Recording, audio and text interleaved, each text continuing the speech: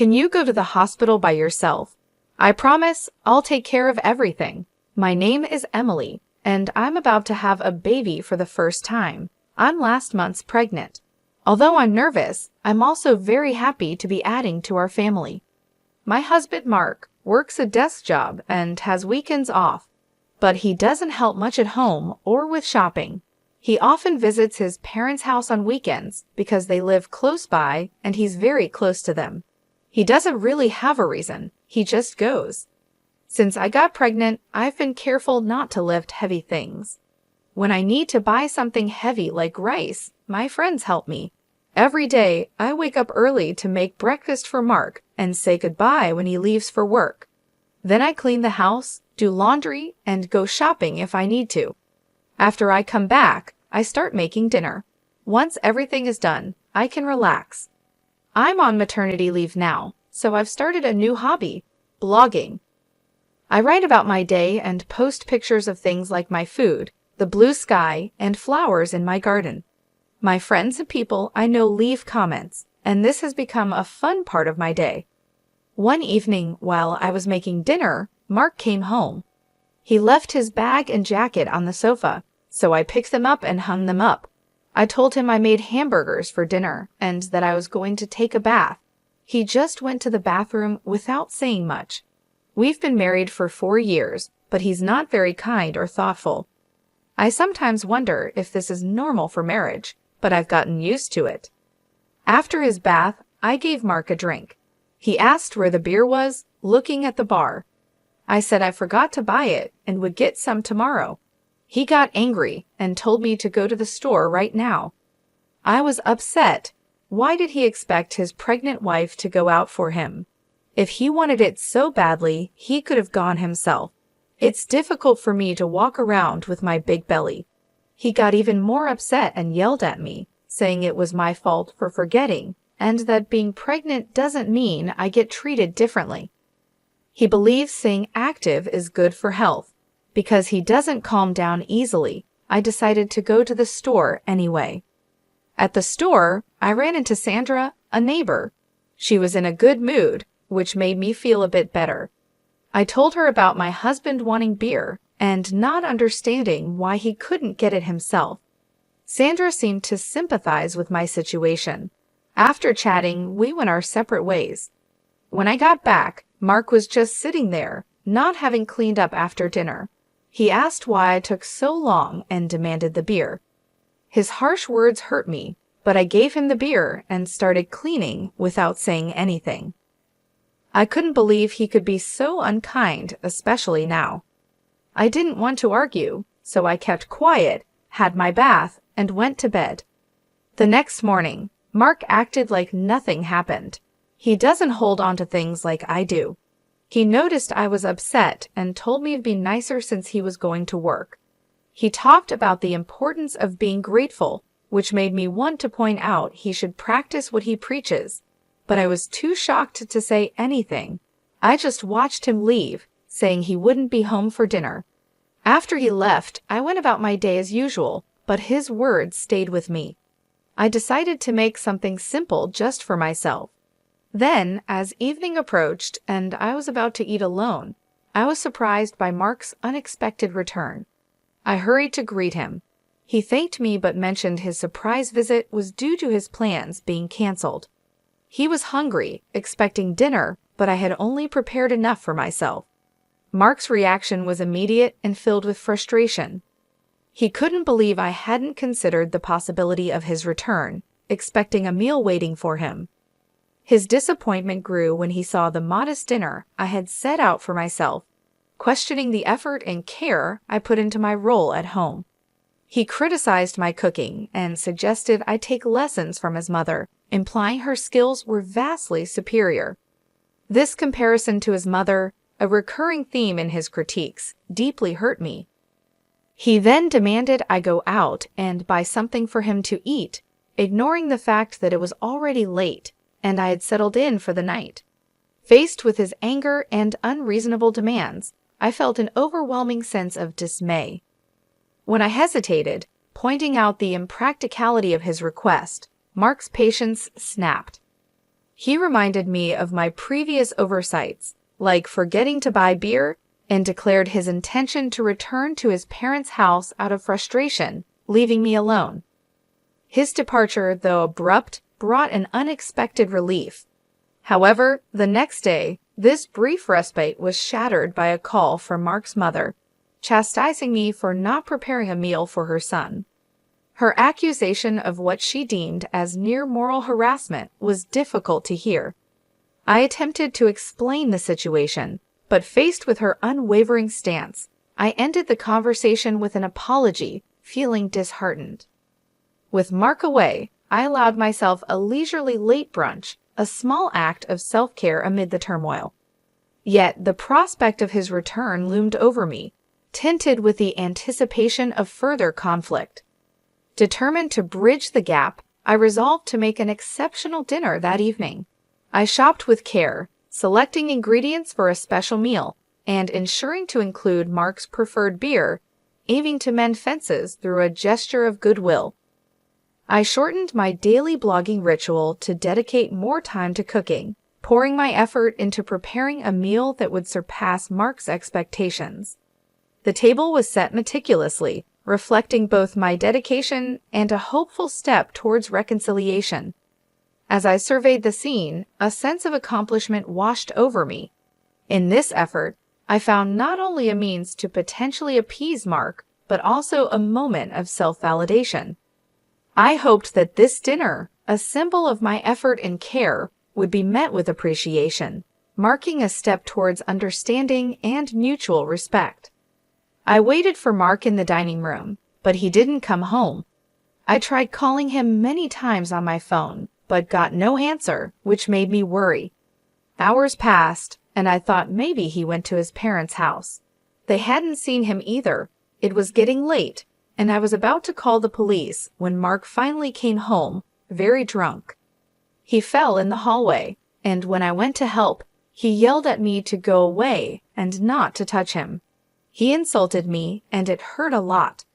I couldn't understand why he couldn't be kinder. I had made dinner with so much care, but it was all wasted. I ended up eating alone, feeling very sad. The next morning, Mark acted like nothing happened. He complained about his headache and questioned why I left him in the hallway. I reminded him that he chose to lie there. He seemed to think it was my job to look after him, even when he was drunk, and hadn't told me he wouldn't be home for dinner. He said his plans changed last minute and didn't think he needed to tell me. His excuses made me feel even more distant from him. I decided I needed a break and planned to go to my parents' house the next day. Being around Mark had become hard and unenjoyable. His lack of respect made me think about divorce, especially with our baby on the way. I was excited about the baby, but sad about our relationship. I've heard from friends that giving birth can be tough, but I'm more excited than worried about meeting my baby. My neighbors cheer me up by saying it won't be long now. One day, Mark mentioned his parents wanted us to go on a trip with them. This surprised me because Mark's parents and I don't always get along. They often take Mark's side in any disagreement. Mark insisted that being pregnant doesn't mean I can't travel and that everything was arranged for a short trip next week, which is close to my due date. I felt this was too much and tried to object, but Mark wouldn't listen. I talked to a friend about it, who agreed it was unreasonable. When the day to leave arrived, I said I wasn't feeling well and wanted to stay home, but Mark insisted I'd be fine in the car. As we were getting ready to leave, I realized my water had broken. I told Mark we needed to go to the hospital right away. He was surprised, and then, strangely, he told me to get out of the car because I was making a mess. I couldn't believe he was more concerned about the car than getting me to the hospital. Mark told me to get out of the car because he needed to clean it, and then, shockingly, he pulled me out and drove off, saying I should go to the hospital by myself. I was too surprised to react. Quickly, I called for an ambulance, and that's when Sandra, a neighbor, came over and saw I was in trouble. She helped me get a special taxi to the hospital, comforting me on the way. I was thankful for her support and cried a bit from the relief of her kindness. As Sandra stayed with me at the hospital, I quietly promised myself that Mark would regret his actions. Sandra held my hand, keeping me calm until my parents arrived. They looked worried, and Sandra said she needed to talk to them about something. Then I started having more intense labor pains. My phone rang, and it was Mark calling. My parents didn't look happy but handed me the phone.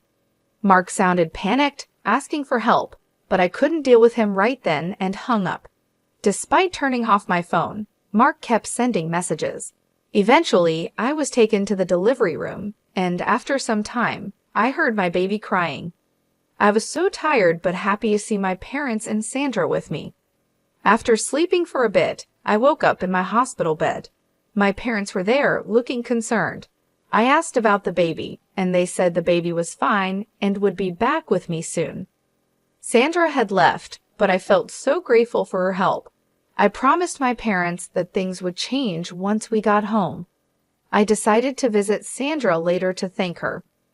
When I turned on my phone, I saw a lot of missed calls from Mark, which surprised me, but I didn't feel any hope from them, so I just ignored them. A friend came to see me in the hospital to celebrate the birth of my baby. As we talked, I told her about what happened with Mark. She was shocked and even joked about wanting to scold him. She made sure I knew resting and my health were most important. Then she left. My parents, already knowing the full story from Sandra, asked me what I planned to do next.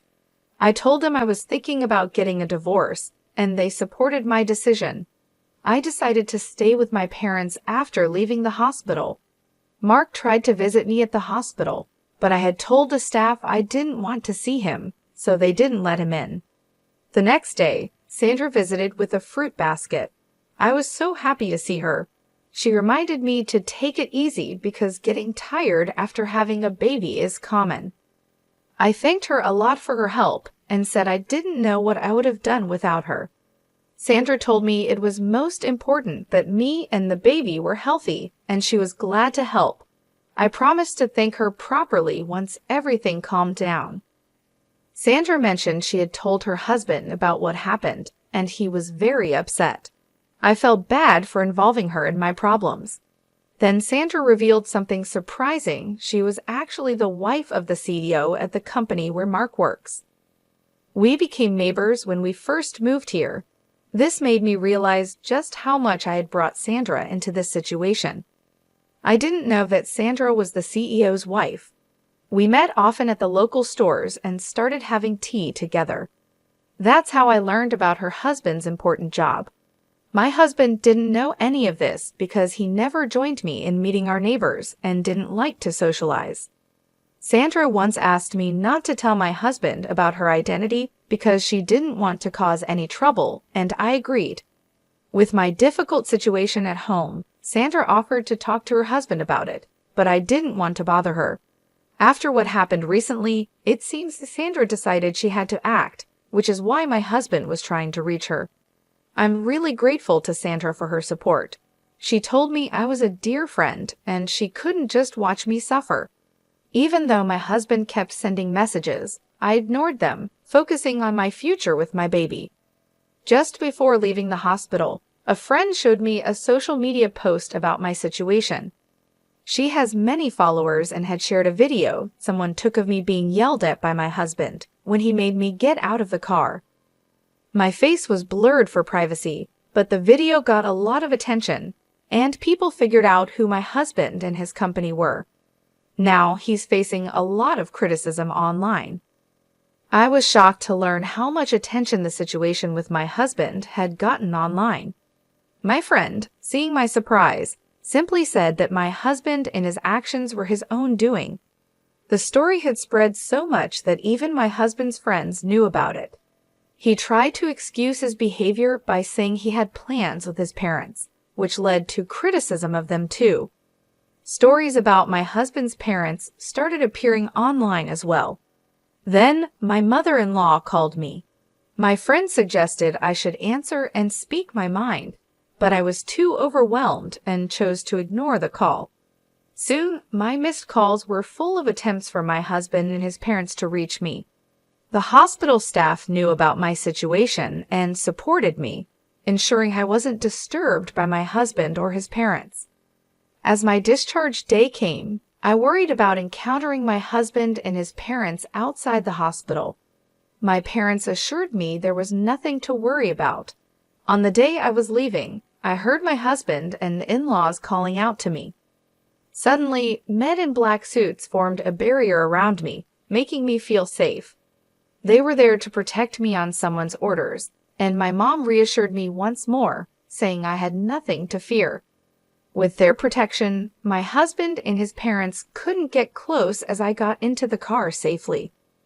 I'm really thankful for Sandra's help and have been thinking about how to thank her properly. My parents agree and want to show our gratitude too. Even though I've started a new chapter and am enjoying better days, my husband and his parents keep trying to contact me. I sent them divorce papers, but they didn't seem ready to accept them.